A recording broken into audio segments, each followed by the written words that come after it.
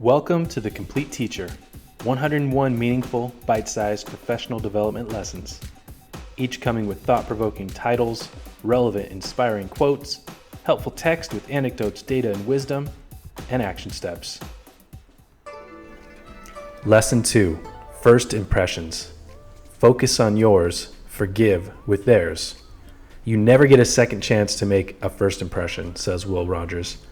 And almost everyone will make a good first impression, but only a few will make a good lasting impression, from Sonia Parker.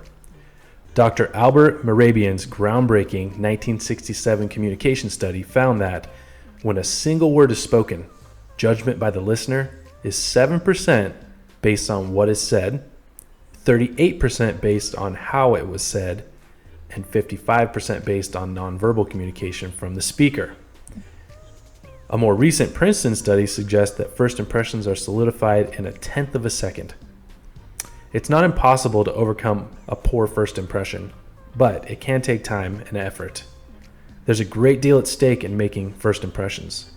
Although that 7%, 38%, 55% rule and the 1/10 of a second rule were results of very specific studies and are often misquoted, the concept of first impressions has enormous implications for educators, all of whom need to build positive relationships with new groups of students each year. For teachers to make the most out of connections with students, first day impressions are vital. Students of all ages instantly pick up on attitude. Things like posture, smiles, eye contact, raised eyebrows, handshakes, and forward leans have all been linked to positive first impressions. For example, do you stand at your door and greet students with a smile and handshake on the first day of school? Doing so will make the most of those crucial first encounters.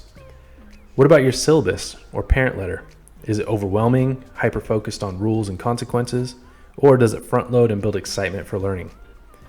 Beyond the first day of school, there are first impressions to be made throughout the school year, including back-to-school night, parent-teacher conferences, staff meetings, plus new students enrolling mid-year.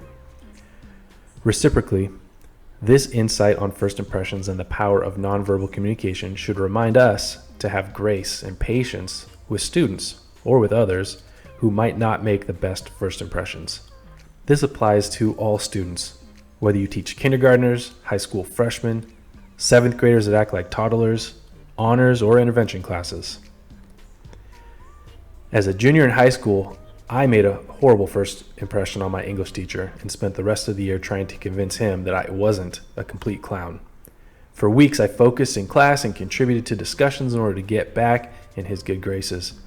But I sure wish he'd given me a do-over on day 2 instead.